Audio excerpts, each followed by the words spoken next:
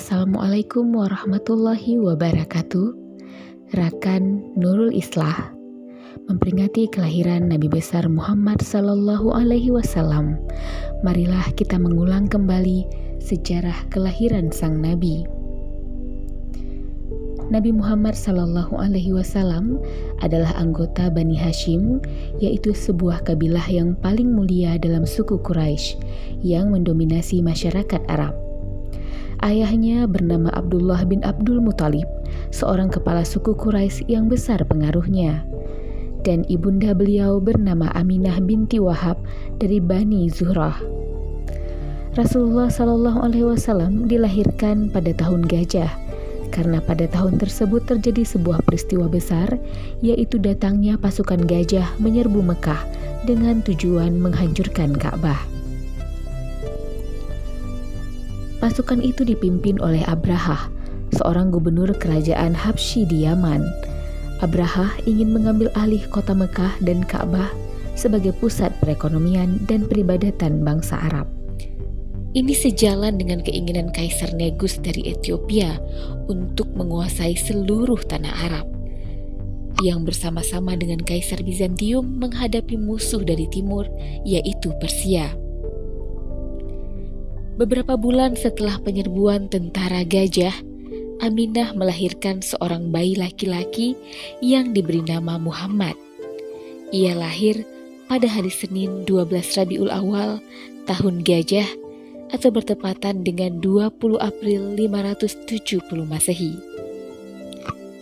Saat itu ayah Rasulullah, Abdullah, telah meninggal dunia. Nama Muhammad diberikan oleh kakeknya, yaitu Abdul Muthalib.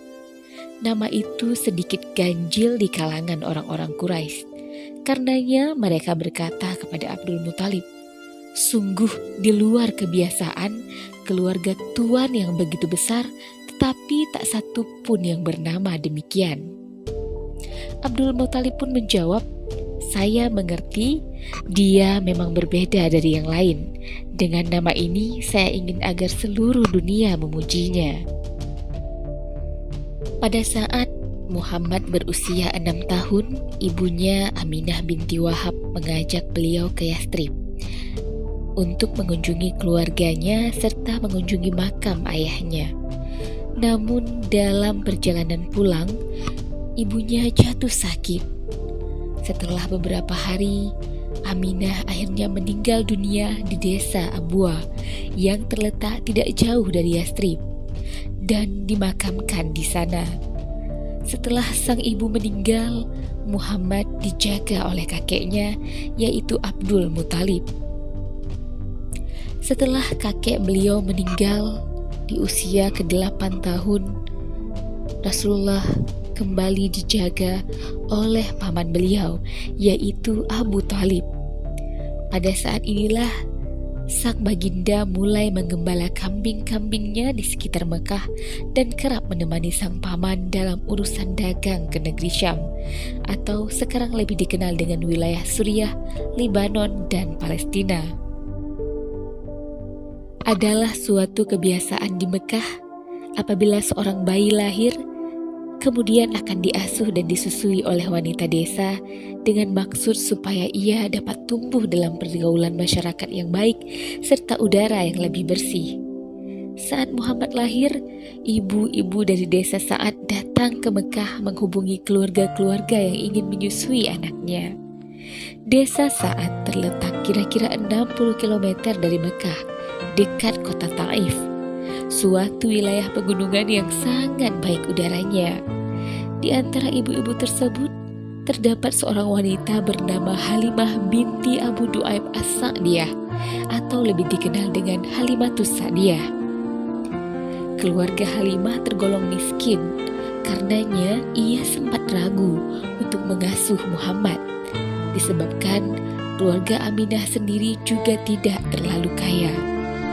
Akan tetapi entah mengapa bayi Muhammad sangat menawan hatinya, sehingga akhirnya Halimah pun mengambil Muhammad SAW sebagai anak asuhnya. Ternyata kehadiran Muhammad SAW sangat membawa berkah pada keluarga Halimah. Dikisahkan pada suatu ketika bahwa kambing peliharaan Haris, suami Halimah, menjadi gemuk-gemuk dan menghasilkan susu lebih banyak dari biasanya. Rumput tempat menggembala kambing itu pun tumbuh subur. Kehidupan keluarga Halimah yang semula suram berubah menjadi bahagia dan penuh kedamaian. Mereka yakin sekali bahwa bayi dari Mekah yang bernama Muhammad itulah yang membawa berkah bagi kehidupan mereka. Rakan Nurul Islah, begitu banyak keistimewaan dan keajaiban ketika Rasulullah Shallallahu Alaihi Wasallam lahir ke dunia. Mekah diterangi oleh cahaya yang terang gemilang, dan pada saat itu pula api di istana Kisra Persia padam. Keistimewaan dan keajaiban itu turut dirasakan oleh seluruh makhluk yang ada di muka bumi ketika Nabi Muhammad SAW lahir ke dunia. Dan keistimewaan itu pula yang kita rasakan hingga saat ini. Walaupun sang baginda telah lama pergi meninggalkan kita, namun cinta dan keagungannya masih terasa sampai dengan kini. Pada saat ini kita dapat menikmati indahnya iman dan Islam berkat perjuangan dari seorang manusia mulia bernama Muhammad Sallallahu Alaihi Wasallam. Maka tidak ada salahnya kelahiran sang baginda kita semarakkan dengan memperbanyak salawat kepadanya. Perayaan Maulid yang kita rasakan sekarang ini diadakan pertama kali oleh Sultan Salahuddin Al-Ayyubi dan juga Muhammad Al-Fatih. Tujuannya untuk meningkatkan semangat jihad kaum muslimin dalam rangka menghadapi perang salib melawan kaum salibis dari Eropa dan merebut Yerusalem. Sementara itu di Indonesia sendiri, sejarah Maulid Nabi Muhammad berkembang di tangan Wali Songo atau sekitar tahun 1404 Masehi. Perayaan tersebut dilakukan demi menarik hati masyarakat memeluk agama Islam.